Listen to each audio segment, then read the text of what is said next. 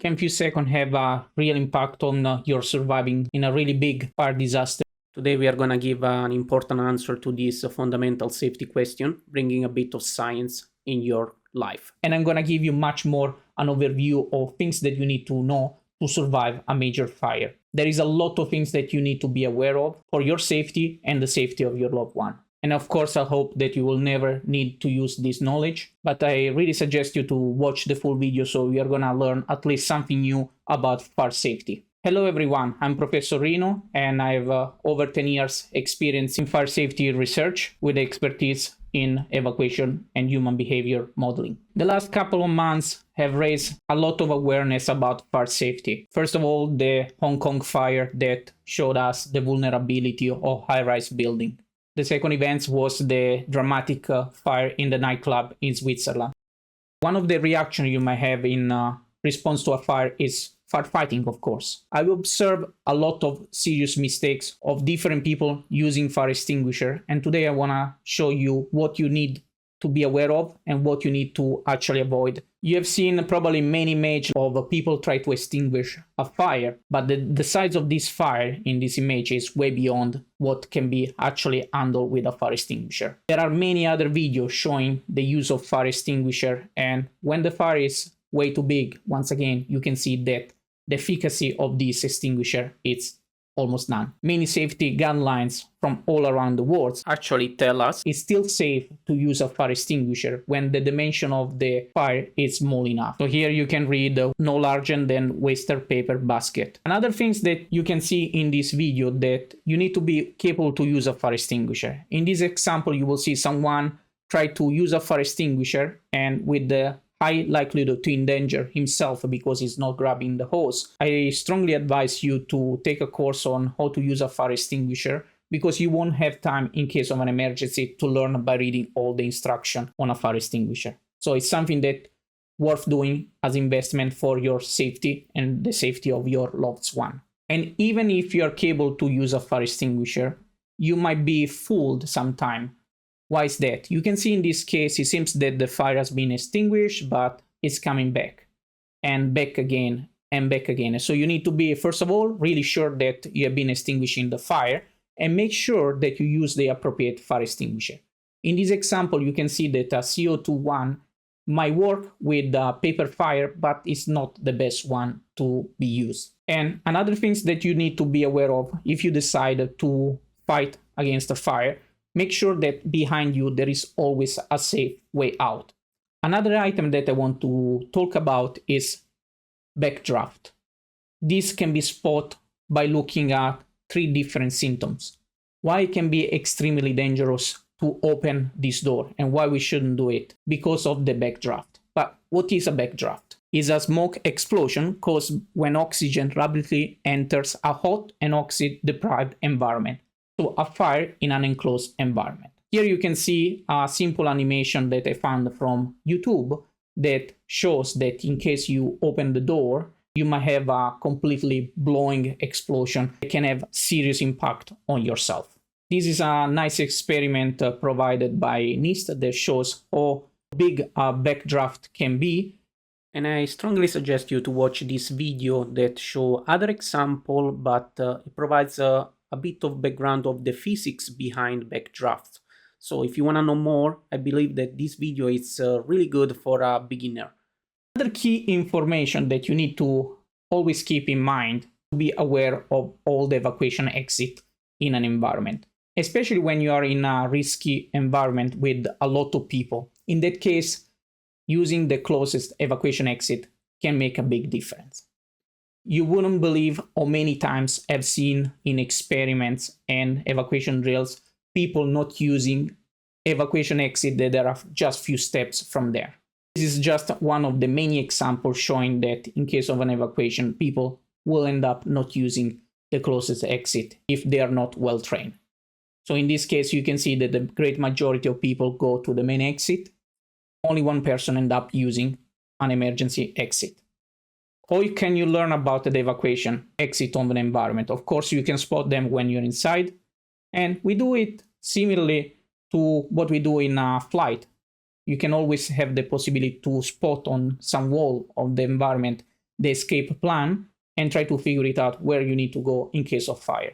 I personally do it every time I'm in a hotel. I feel vulnerable in case alarm goes off, especially when I'm sleeping and probably jet lagging. I want to be capable to go in the right way. So don't underestimate this point. This is just a simple animation that shows why it's important to use all the exit of an environment. On the left-hand side, you can see 100 people try to evacuate only using one exit. On the left-hand side, there are 2 exits with the same amount of people. You can see that the time for all the population in this environment to evacuate is much, much lower. And this is possible only if we properly use all the way of escape of this environment. What if you spot an emergency exit that has been locked, but not during an emergency? Of course, you can report it to the manager, and if you don't see any action taken, you can contact the authority. It depends from country to country, and report these safety issues and breach. We can reach higher level of safety as a collective public by being aware that we have some role that we can play in society, like this one. We managed to cover half of this video, and I hope you don't mind to support this channel by liking this video, of course, if you find it useful, and by subscribing and press the bell in case you want to be notified for future video on fire safety and many other disasters. Thank you. Fast response is vital. Few seconds can really have a huge impact on your likelihood of surviving in a major disaster. We always tell people to leave all the stuff behind, but you wouldn't believe how many times I see images, even from flights, where people keep evacuating their suitcase, putting themselves at risk and all the people surrounding them. And of course, the new trend we have seen over and over is to have people recording the fire as it's spreading in its early stage. We have seen it even in the case of the Switzerland fire. It's not just madness, people underestimate the risk of fire, unfortunately. It's becoming so much of a thing that even on Amazon you might find also panels that can be purchased to put in different environments to disincentivize people to use smartphone recording, making selfie in the early stage of a fire. It's super important to respond as soon as possible. Why is that? Because the fire can grow really exponentially, going beyond what you might expect in the early stage of a fire. So don't worry about looking like the foolish guy. It's always safer to get out of an environment. Many authorities mention the same things again and again. Fire can be much faster than what you can think. If we go and see an example from a major fire, you will see, for instance, in the station fire, after the analysis of the NIST report, it seems that only 90 seconds were available before the environment started having untenable conditions for the occupants. 90 seconds, not even 2 minutes. I can show you that 10 seconds can make a big difference. On the left-hand side of this simulation, you will see all the people start evacuating after a delay of 30-40 seconds. In the right-hand side, instead, you will see the same situation in which the yellow agent, you can see spotted here in the screen, is going to start evacuating 10 seconds before everyone else. Let's go and see the results.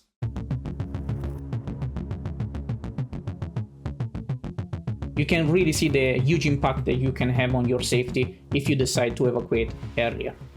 We are definitely not suggesting you to rush pushing others and harming others.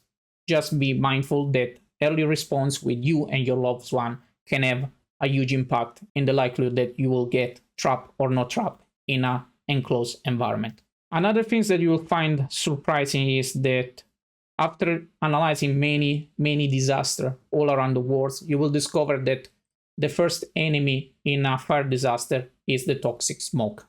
If we go and see the records of many historical fire and also recommendation from FEMA, they all agree on the fact that smoke and toxic gas kill more people than flames.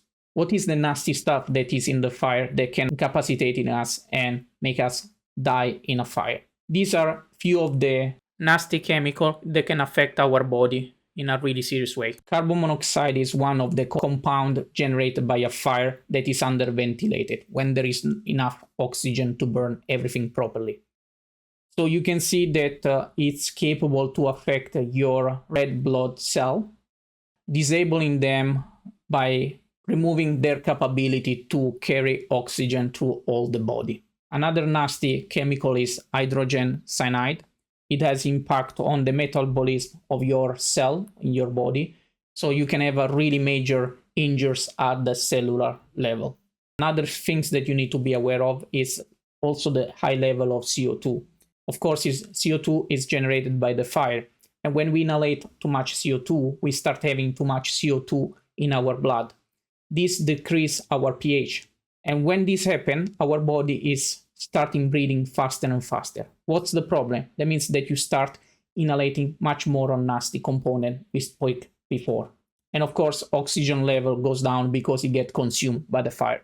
Lack of oxygen can asphyxiate people and incapacitate them. The best piece of advice that I can give you is to stay away from the smoke. Try to crawl. In extreme situation, there are also suggestions to use wet clothing to filter the air that you breathe.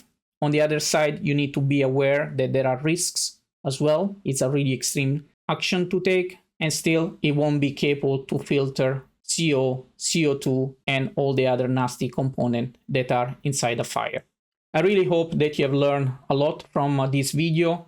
If you have forget some item, you can always go back and try to write down all the concepts we were discussing. And I hope that you can share this vital information with the loved ones by sharing this video or what you learned out of this video.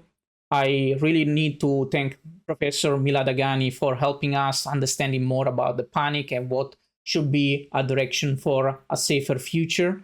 And as always, don't forget to support this channel by pressing like and subscribe. It has been extremely overwhelming to see all the help that you have given us with comments and discovering more stuff that we didn't mention in previous videos. So please help us bringing the educational level of this channel to the next level.